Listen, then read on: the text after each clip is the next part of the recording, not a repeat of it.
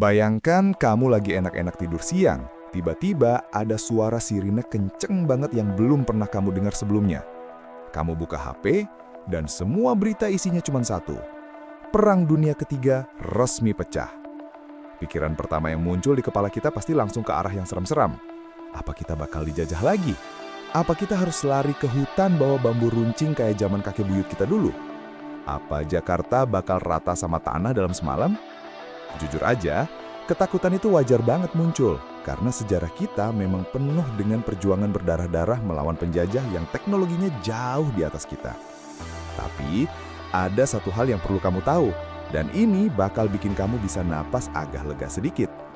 Indonesia tahun 1945 itu beda jauh, bahkan bumi dan langit kalau dibandingin sama Indonesia yang sekarang. Kalau dulu kita modal nekat dan doa, sekarang kita punya taring yang bikin negara-negara raksasa pun harus mikir 1000 kali sebelum berani macam-macam sama kedaulatan kita. Jadi simpen dulu rasa takut kamu, karena kita bakal bahas tuntas kenapa Indonesia sekarang bukan lagi mangsa empuk, melainkan salah satu predator paling disegani di peta militer dunia. Kalau kita ngomongin soal kekuatan militer, banyak orang awam yang masih terjebak di mindset lama. Mindset di mana kita ngerasa inferior atau rendah diri kalau dibandingin sama negara maju. Padahal kalau kamu cek data Global Firepower, posisi Indonesia itu nggak main-main. Kita sering banget nangkring di urutan 13 sampai 15 besar dunia. Bayangin, dari ratusan negara di dunia ini, kita masuk jajaran elit. Kita bahkan seringkali jadi yang terkuat di Asia Tenggara, melampaui tetangga-tetangga kita yang mungkin kelihatannya lebih modern atau lebih kaya. Tapi angka di kertas itu cuma angka kalau kita nggak paham apa yang bikin kita sekuat itu. Mari kita bedah satu-satu mulai dari akarnya. Pertama, kita harus bicara soal tentaranya dulu, manusianya. Kamu tahu nggak kalau prajurit TNI kita itu sering banget bikin geleng-geleng kepala tentara negara lain dalam berbagai kompetisi menembak internasional? Kita nggak cuma menang sekali dua kali, tapi kita langganan juara umum di kompetisi kayak ASAM di Australia. Bayangin, tentara dari Amerika, Inggris, atau Australia yang senjatanya jauh lebih mahal dan canggih seringkali harus mengakui kehebatan bidikan prajurit kita. Ini membuktikan satu hal penting. Secanggih apapun teknologinya, orang yang ada di balik senjata itu yang menentukan. Prajurit kita dididik dengan mentalitas yang sangat keras. Kita punya pasukan khusus kayak Kopassus, Denjaka, atau Kopasgat yang latihannya itu luar biasa ekstrim, sampai-sampai banyak ahli militer luar negeri bilang kalau satu personil pasukan khusus kita itu setara dengan puluhan tentara reguler.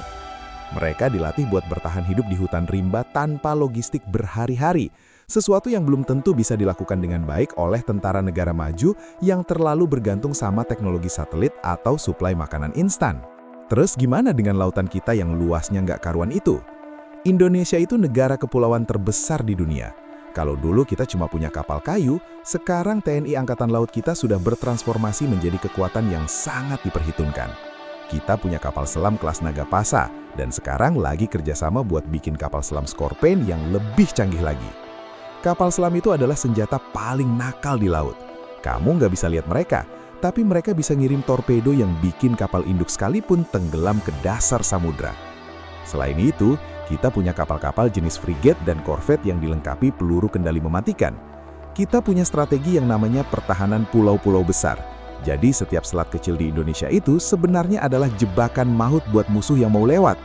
Kita punya kendali atas jalur perdagangan dunia seperti Selat Malaka, Selat Sunda, dan Selat Lombok. Kalau ada yang berani nyolek Indonesia, kita tinggal tutup jalur itu dan ekonomi dunia bakal langsung goyang. Itu adalah kekuatan tawar-menawar kita yang sangat besar. Nah, sekarang mari kita bahas mainan baru kita. Zaman dulu mungkin kita cuma punya senapan sisa Perang Dunia Kedua atau hasil rampasan. Sekarang kita punya industri pertahanan dalam negeri yang namanya PT Pindad. Ini adalah kebanggaan kita semua.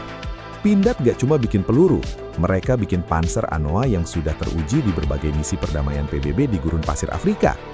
Mereka juga punya kendaraan taktis Komodo, dan yang paling gahar adalah tank kelas medium bernama Harimau. Kenapa tank medium ini penting?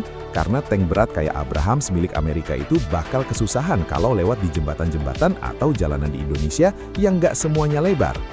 Tank Harimau ini didesain khusus buat medan kita yang bergunung-gunung dan banyak hutannya. Jadi kita nggak cuma beli barang jadi dari luar, tapi kita sudah mulai bisa bikin alat yang sesuai dengan kebutuhan tanah air kita sendiri. Ini namanya kemandirian, dan dalam perang, kemandirian itu adalah kunci. Kalau perang pecah dan jalur logistik internasional tertutup, negara yang cuma bisa beli bakal lumpuh, tapi negara yang bisa bikin sendiri bakal terus bertahan. Tapi ada satu hal yang paling ditakuti negara lain kalau mau menjajah Indonesia, dan itu bukan cuma soal tank atau pesawat. Itu adalah sistem pertahanan kita yang namanya Sishankamrata, alias Sistem Pertahanan Keamanan Rakyat Semesta. Ini adalah doktrin perang yang bikin pusing penjajah manapun. Di Indonesia, kalau ada musuh masuk, yang ngelawan bukan cuma TNI, seluruh rakyat, seluruh sumber daya alam, dan seluruh infrastruktur bakal jadi bagian dari mesin perang. Kita punya komponen cadangan atau Komkat yang sudah dilatih secara militer. Kita punya warga yang sangat nasionalis. Bayangkan kalau musuh mau menguasai satu kota saja, mereka harus berhadapan dengan setiap warga yang bakal melakukan sabotase, perang gerilya, dan penolakan total. Selain itu, letak geografis kita adalah benteng alam terbaik di dunia. Indonesia itu penuh dengan hutan hujan yang lebat, gunung berapi yang aktif, dan rawa-rawa yang dalam.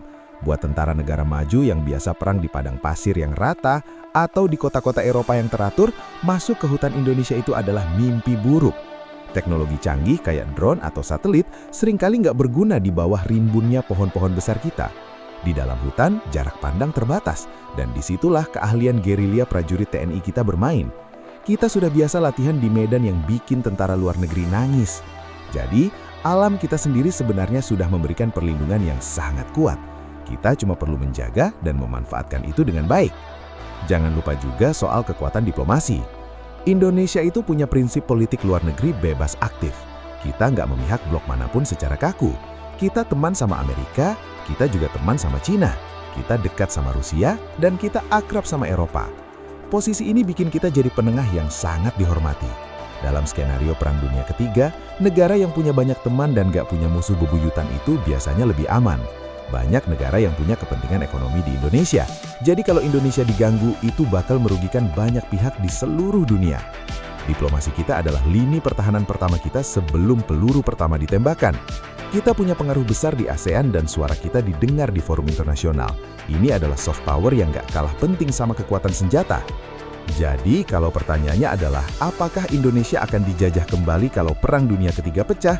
Jawabannya adalah gak semudah itu, sob. Kita bukan lagi bangsa yang bisa ditindas cuma dengan gertakan.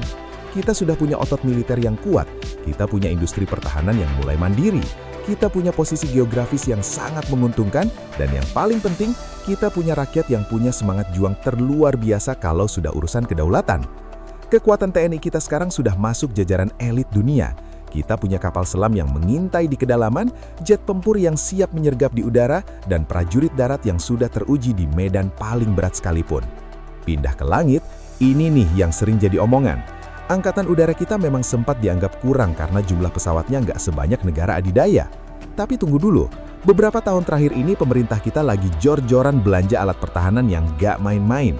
Kita sudah pesan pesawat tempur Rafale dari Prancis yang teknologinya itu generasi 4,5. Itu pesawat yang sangat lincah dan punya sistem peperangan elektronik yang bisa bikin radar musuh jadi buta. Kita juga tetap punya F-16 yang sudah di-upgrade dan Sukhoi dari Rusia yang terkenal sangat lincah dalam memanuver di udara. Belum lagi rencana kita buat punya pesawat tempur generasi kelima hasil kerjasama dengan Korea Selatan. Memang semua itu butuh proses, tapi poinnya adalah langit Indonesia sekarang nggak lagi kosong. Kita punya radar-radar yang tersebar di seluruh pelosok buat memantau setiap pergerakan pesawat asing yang berani masuk tanpa izin. Sekali mereka masuk tanpa izin, jet-jet tempur kita bakal langsung say hello di samping sayap mereka. Yang perlu kita lakukan sekarang sebagai warga negara bukan cuma ketakutan tapi terus dukung kemajuan bangsa. Karena kekuatan sebuah negara itu bukan cuma di pundak tentara, tapi di pundak kita semua. Kalau ekonominya kuat, teknologinya maju, dan rakyatnya bersatu, nggak bakal ada satu negara di dunia ini yang berani macam-macam sama Indonesia. Kita harus bangga dengan apa yang sudah dicapai TNI dan industri pertahanan kita.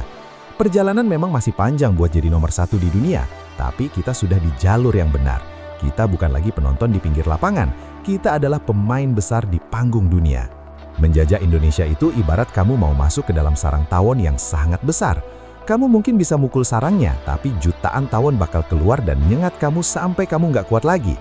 Sejarah sudah membuktikan Belanda yang punya teknologi lebih maju saja butuh waktu ratusan tahun dan akhirnya tetap gagal.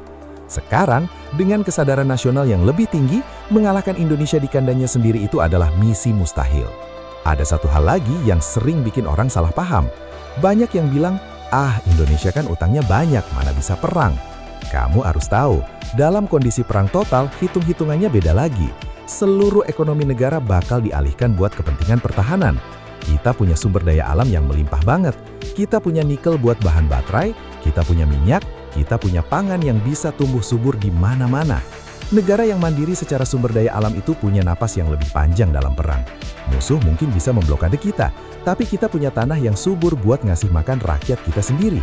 Itu yang gak dimiliki banyak negara lain yang harus impor makanan cuma buat bertahan hidup 1 minggu. Namun kita juga harus jujur kalau masih ada tantangan besar. Kita sekarang hidup di era digital, di mana perang nggak cuma terjadi lewat bedil, tapi juga lewat kabel internet. Serangan siber bisa bikin sistem perbankan mati, listrik padam, dan komunikasi putus dalam sekejap. Untungnya, pemerintah kita sudah mulai sadar dan membentuk Badan Siber dan Sandi Negara. Kita juga punya satuan siber di TNI. Ini adalah benteng baru kita. Perang masa depan itu soal siapa yang paling cepat dapat informasi dan siapa yang paling jago ngelindungin datanya. Jadi kalau kamu lihat anak-anak muda kita sekarang jago-jago IT, sebenarnya itu adalah aset pertahanan masa depan kita. Kita butuh hacker-hacker baik yang bakal jaga kedaulatan digital kita dari serangan luar. Jadi sekarang kita tahu satu hal yang sering dilupakan banyak orang. Sejarah memang pernah mencatat bahwa bangsa ini dijajah, diinjak, dan dianggap lemah.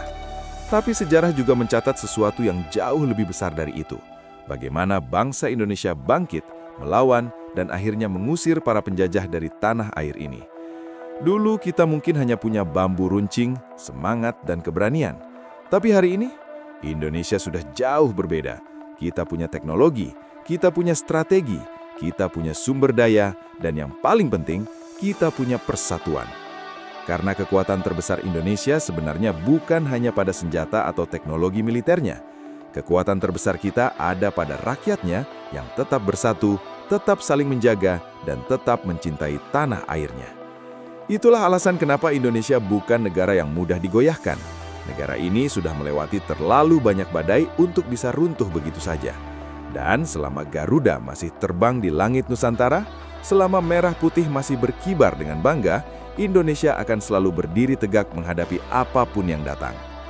Jadi setelah tahu semua fakta ini, satu hal yang penting untuk kita ingat. Jangan pernah meremehkan kekuatan bangsa kita sendiri. Indonesia mungkin terlihat tenang, tapi di balik ketenangan itu ada kekuatan besar yang siap melindungi negeri ini kapan saja. Nah, kalau kamu baru tahu fakta ini dan merasa bangga dengan Indonesia, jangan lupa tekan tombol like di video ini, supaya semakin banyak orang yang tahu fakta-fakta menarik seperti ini. Dan buat kamu yang suka dengan konten fakta tersembunyi, cerita misteri, sejarah yang jarang dibahas, dan hal-hal yang mengejutkan yang jarang diketahui orang, pastikan kamu subscribe channel Faktanya Fakta sekarang juga. Karena di channel ini kita akan terus membahas fakta-fakta yang kadang bikin merinding, kadang bikin kagum, dan kadang bikin kita sadar bahwa dunia ini jauh lebih menarik dari yang kita kira. Jangan lupa juga aktifkan lonceng notifikasinya, supaya setiap kali ada video baru dari Faktanya Fakta, kamu jadi orang pertama yang mengetahuinya. Terima kasih sudah menonton sampai akhir. Dukungan kalian dengan like, subscribe, dan share sangat berarti untuk perkembangan channel ini agar terus menghadirkan konten-konten menarik lainnya. Saya tunggu kalian di video berikutnya. Tetap penasaran, tetap mencari tahu, dan ingat, di channel ini kita tidak hanya mendengar cerita, kita membuka kebenaran di balik fakta. Sampai jumpa di video selanjutnya. Faktanya Fakta.